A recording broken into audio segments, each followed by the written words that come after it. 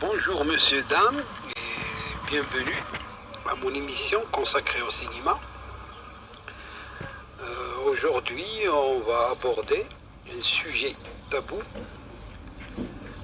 qui est l'idéologie du conflit de la cinéphilie entre classicisme et modernité. Et pour commencer, on va parler un petit peu de l'impact du cinéma sur la société. Le cinéma est devenu l'une des formes d'art les plus influentes de la société contemporaine. Il constitue aussi un outil puissant de communication, de divertissement et d'éducation grâce à la narration visuelle. Donc le cinéma peut façonner et refléter la société, influencer les attitudes culturelles ou encore affecter les systèmes politiques et économiques. L'une des façons les plus significatives pour le cinéma d'influencer la société est de façonner les attitudes et les valeurs culturelles.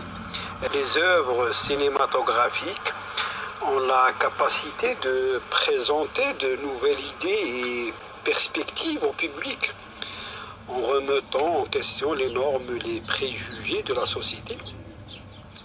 Elles permettent d'accroître la représentation et la diversité, ainsi qu'humaniser et sensibiliser les communautés marginalisées.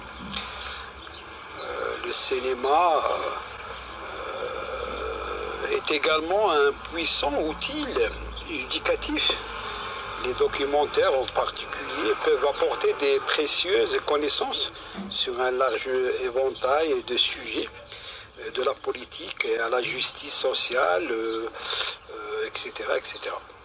Tout en passant par des sujets moins lourds. Ils ont le pouvoir d'informer et d'éduquer le public, de le sensibiliser et de promouvoir le changement.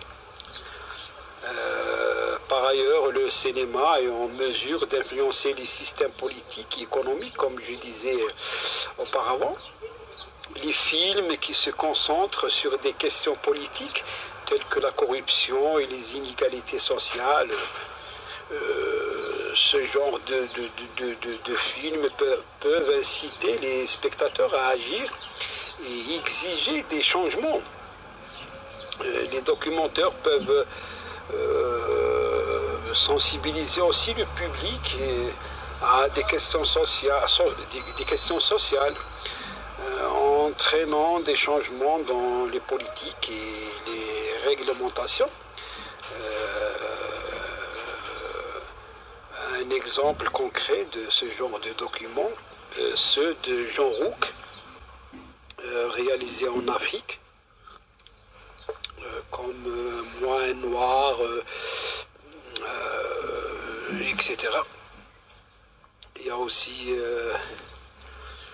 plusieurs réalisateurs spécialisés dans ce domaine, le document, qui ont beaucoup influencé le spectateur par leurs idées et leur contenu.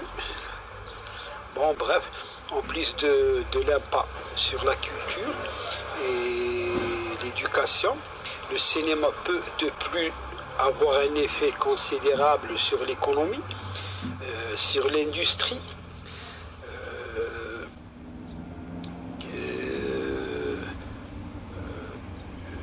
Le succès de certains films peut avoir un effet en chaîne sur l'économie, pourquoi pas, au sens large, en influençant le tourisme, la vente de marketing, d'objets spécifiques et d'autres secteurs apparentés.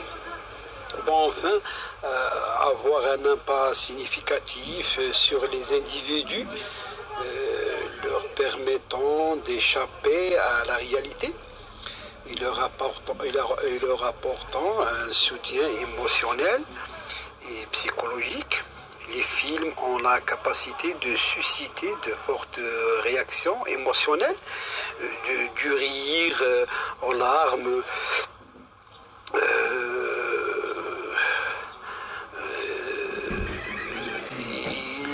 qu'elle soit de joie ou de tristesse, il offre un moyen d'expression, un sens de la communauté et parfois même une source d'inspiration. Pour beaucoup, le cinéma est un moyen de se rapprocher des autres, de trouver un sens à la vie et d'échapper au stress et aux défis de la vie quotidienne. En conclusion, le cinéma a un impact puissant sur la société, et comme je disais tout à l'heure, en façonnant la culture, l'éducation, la politique, l'économie et les individus. Il constitue une force vitale et dynamique dans la société contemporaine.